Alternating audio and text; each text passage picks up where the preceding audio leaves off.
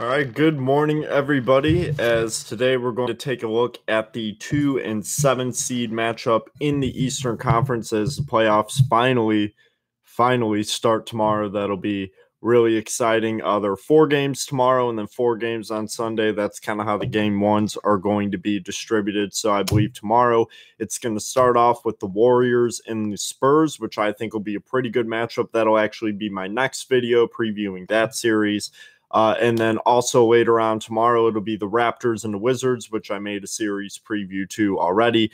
That should also be extremely exciting. And then later on tomorrow night, I know the Trailblazers and the Pelicans are the nightcap, as Portland has home court advantage there. And then the third game tomorrow will be the Heat and the 76ers. And then that leaves Sunday's rotation to be the Bucks Celtics, Pacers, Cavaliers, Jazz, Thunder, and Timberwolves, Rockets as the last game coming up on Sunday. But anyways, of course, as I've already said a million times, 8 very exciting series. This is a third one I'm taking a look at, and it's between the 2 and the 7 in the East, Boston Celtics, and the Milwaukee Bucks. And on paper throughout the season, this series would probably appear to be a 4 or 5 game series, but that, of course, is not the case. Boston Celtics have been incredibly unlucky with the amount of injuries that they've sustained this year. That has pretty much been the storyline of their season, and it's pretty tough to think that a 55-27 team and the main storyline is the injuries that they had the whole year, but that's kind of what happened with the Celtics this year,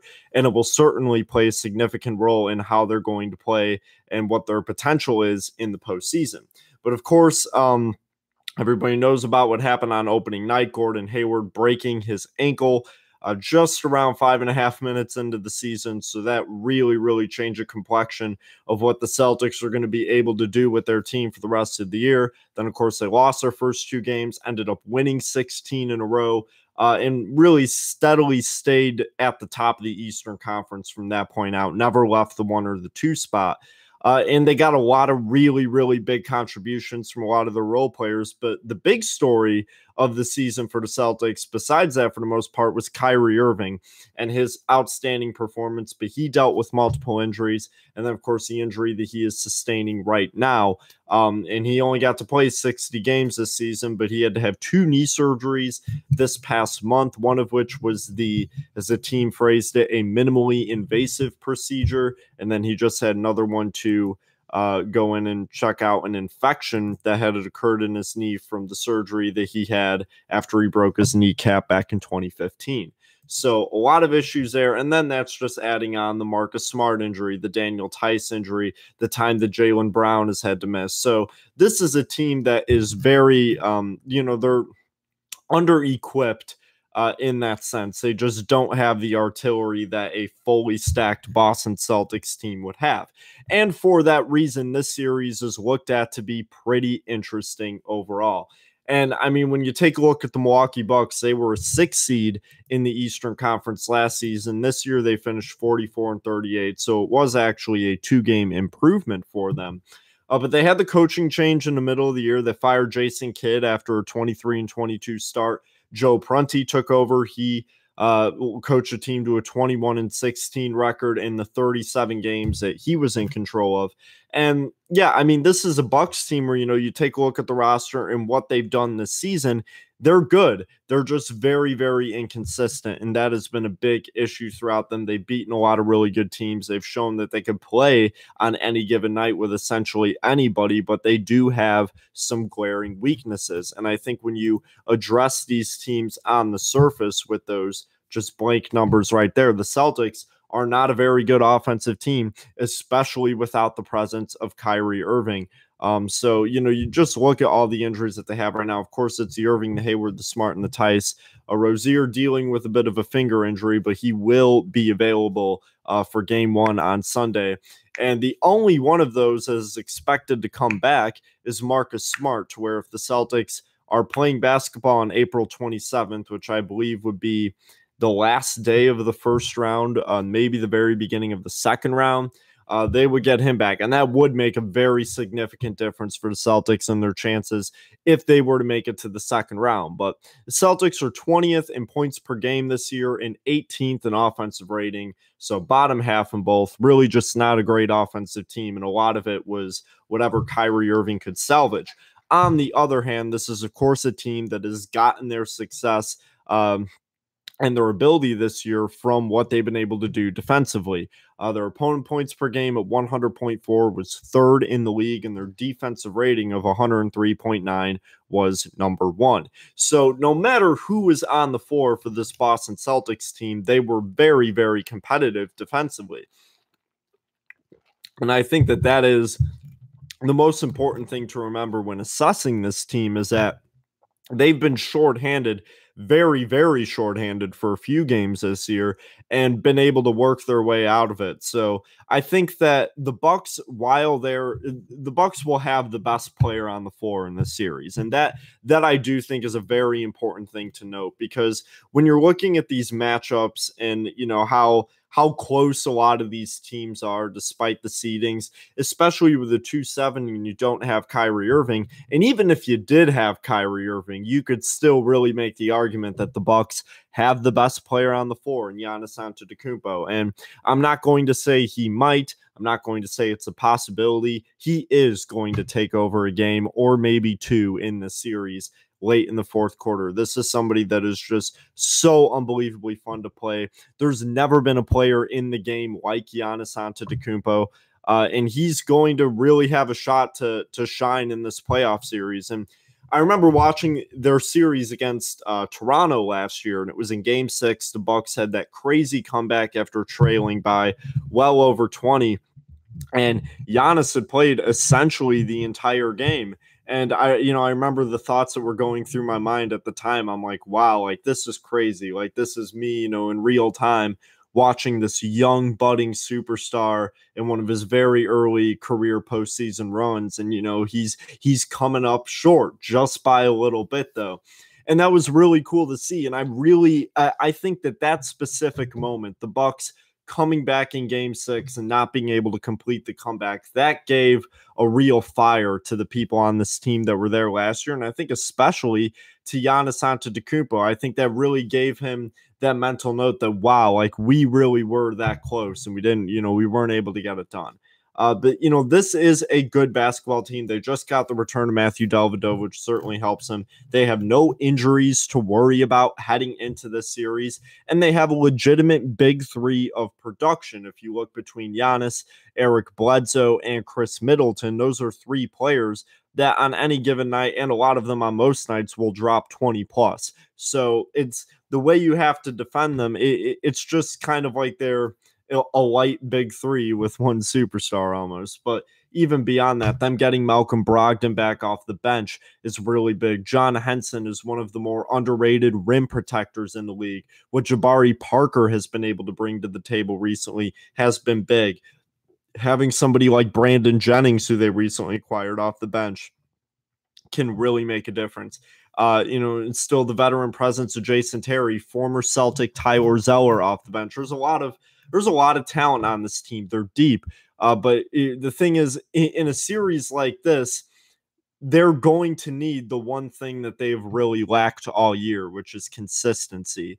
And I think while Giannis has been incredibly consistent, averaging 26.9, 10.0, 4.8 with 1.5 steals and 1.4 blocks a game, that same level of consistency, while a lot of times seen out of Middleton and Bledsoe, has been seen in flashes by the rest of the team. And when you're looking at what the Celtics are bringing to the table, they are bringing consistency at the very least on the defensive end every night. And that is what is going to make the series more difficult than perhaps it should be for the Milwaukee Bucks. And on top of the fact that I think Terry Rozier does not get enough credit for what he's been able to do for that Celtics team. I think he's learned so much from both Isaiah Thomas and Kyrie Irving within the past couple of years. And I really, you start to see him adopt some of those moves. I mean, from his hesitation dribble, which really, kind of mimics what Isaiah Thomas did a lot last year, has become such a big part of Rozier's game. And then his ability to shoot off the dribble, something that he has really improved on this year. And that can be thanked to Kyrie Irving for a good extent.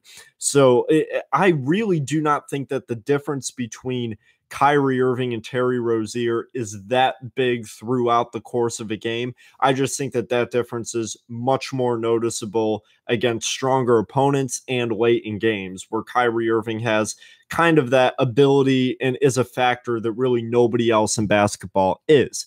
So putting that aside, I mean, if you look at the Bucks' general strengths and weaknesses, they're third in the league in field goal percentage overall, 47.8, but they are not a good three-point shooting team by any stretch of imagination.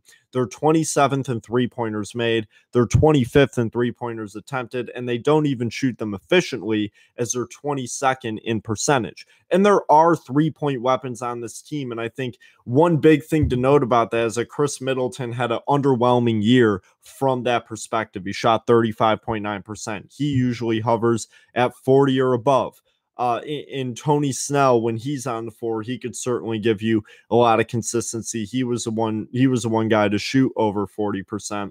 And of course, there's a weapon to Jason Terry. But other than that, this is not a team that really shoots three-pointers well. And the Celtics do. And I do think that that's going to be a big part of how the Celtics plan to attack Milwaukee in this upcoming series. But of course, if they have that high of a field goal percentage, they are a good two-point team.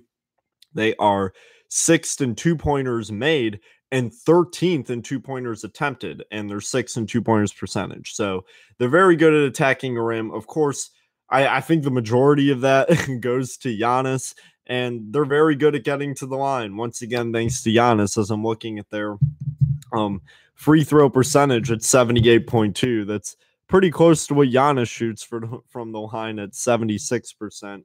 And he had by far the most free throws and free throw attempts on the team, attempted almost double what Chris Middleton attempted, who was second in the team in free throw attempts.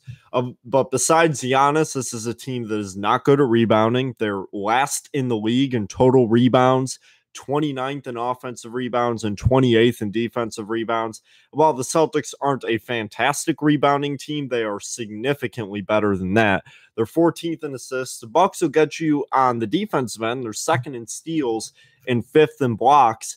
And, there's a lot of players that contribute to that. But then comparing that to what the Celtics bring to the table, with those other statistics, as I mentioned, they are not a great offensive team, but they are second in three-point percentage. They shot 37.7% on the year, and that's with being seventh in three-pointers made and 10th in three-pointers attempted. And I think you can expect that number to rise. And of course, Kyrie Irving was the highest volume three-point shooter on the team, but even taking him out, you still have Al Horford, who shot 43% from three this year, Jaylen Brown, who shot 39.5%, Jason Tatum, who shot 43.4%, and I would expect him to really find a lot more of those looks as the playoffs start, and Marcus Morris, who shot just below 37%. So there are a lot of players on this team that are capable of doing it, and the Celtics are really going to put a high emphasis on, really generating those three-point opportunities. But they do not get to the free throw line a lot. That is certainly something that Milwaukee has a strong, trying to think of the word for it, just kind of lost my train of thought. There's strong advantage. That would be the word, advantage. They have a strong advantage in free throws. And, even Kyrie Irving, who was very effective at drawing contact and getting to the line and was very efficient there, shot 89% from the stripe. But even with him, this was a team that was not getting to the line as much as they should be. But they are a good rebounding team overall. Not great offensive rebounding, but they're sixth in defensive rebounds, in eighth in total rebounds. And I really think that that's actually going to play even more to the Celtics' advantage, as they have former Buck Greg Monroe. Aaron Baines has really been playing good basketball as of late. He's a big presence in the paint. Al Horford, of course, and even a lot of the smaller guys in this team are incredible rebounders. I think especially Terry Rozier, who quietly averaged 4.7 rebounds a game this year. And despite his size, is somebody that is incredibly aggressive with rebounding and, makes those game-changing plays and gets those 50-50 balls, and that's going to play a big difference. But the Celtics are not great at passing. They're 20th in assists, they're 23rd in steals, or 18th in blocks. They're not going to force as many turnovers as Milwaukee, and they're 20th overall in points scored. But I think with the playoffs and just the general fact that once you get to the playoffs, the game really starts to slow down. Things start to be different. In each possession just begins to mean more and more. I think that's only going to benefit Boston as the series progresses. I think this is going to be one of the most exciting first round series. But I think when it really comes down to it, Milwaukee's biggest advantage is that they have the best player on the floor, and it's almost inevitable that he's going to take over games and that there's going to be a lot of good open looks generated for guys like Chris Middleton and Eric Bledsoe and Tony Snell. But when you look at Boston, I don't think anything is going to be more consistent than their defensive effort in the series. I think this is a team that, especially with the news that Kyrie Irving wouldn't be returned, I think they've proved all year that there is a mental edge to this team that you really don't see in too many teams across the league. They've been very good at coming back in games, facing very large deficits. They've kind of had this narrative against them from 5 minutes into the year when Gordon Hayward, broke his ankle. It was instantly, pundits telling them that the season was over. And that's why I really do believe Brad Stevens plays such a big role as one of the best coaches in the NBA. I mean, he didn't blink an eye. It was getting the next system going, making it next man up. And they had to deal with that so many times throughout the season.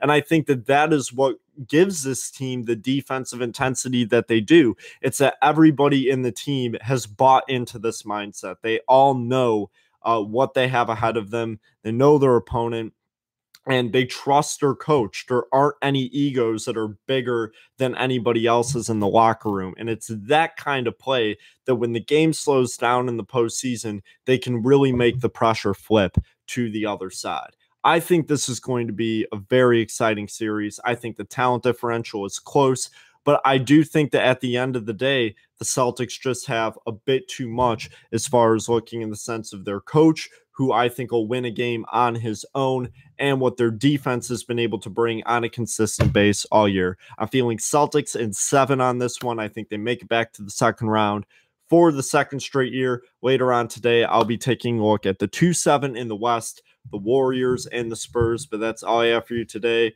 or for right now, for this episode of Pick and Pop. Thank you for tuning in, and just one more day into the playoffs. Enjoy.